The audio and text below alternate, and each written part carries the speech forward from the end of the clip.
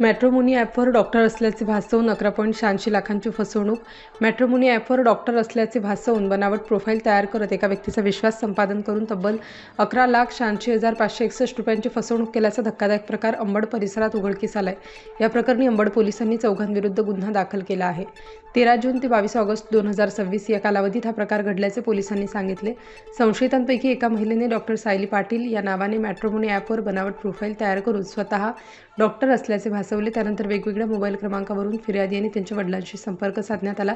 फिर्यादीचा विश्वास संपादन करण्यासाठी तिचा मोठा भाऊ लुकेश आणि निवृत्त काकाशीही फोनवरून संवाद घडवून आणण्यात आला. तसेच नाशिकमधील 3 ते 4 प्रतिष्ठित डॉक्टरांची नावे सांगून ते आपले नातेवाईक असल्याचे भासवण्यात आले.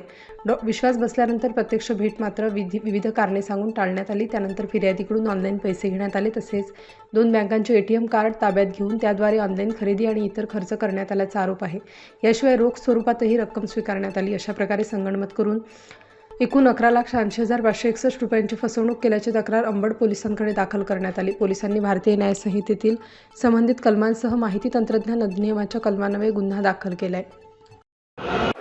येत्या 27 तारखेला आदरणीय रोहितदादा पवार साहेब, आमचे प्रभारी अध्यक्ष सुनीलजी भुसारा साहेब यांच्या नेतृत्वाखाली युवकांचा रोजगार हक्काच्या संदर्भातला एल्गार मेळावा, एल्गार रॅली ही नाशिक शहरात होते आहे.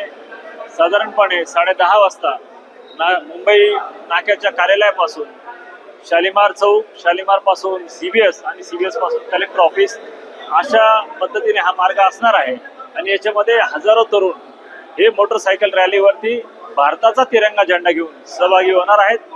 युवकांच्या व्यथा कथा, विद्यार्थ्यांच्या व्यथा कथा, सामान्य लोकांच्या व्यथा कथा त्यातनं मांडण्यासाठी आदरणीय रोहितदादा पवार संबंध महाराष्ट्रभर फिरत आहेत. आणि त्या व्यथा कथांचाच एक भाग म्हणून शासनाकडे, प्रशासनाकडे आमच्या काही मागण्या आहेत. त्या मांडण्यासाठी आम्ही कलेक्टरांना 27 तारखेला निवेदन देणार आहोत. आणि त्याच्यासाठी आजची ही आढावा बैठक होती. यामध्ये सर्वसाधारणपणे सर्व तालुका अध्यक्ष, शहरातले सगळे विभागीय अध्यक्ष, शहर कार्यकारिणी या सगळ्यांनी उत्स्फूर्तपणे भाग घेऊन प्रत्येकाने आपापलं एक टार्गेट सेट केलंय. आणि आमच्या सगळ्या माहितीप्रमाणे साधारणपणे 2-2.5 हजार मोटरसायकल या रॅलीमध्ये राहतील अशी आशा आम्हाला वाटते. स्टार न्यूजसाठी मोहसिन पठाण, नाशिक.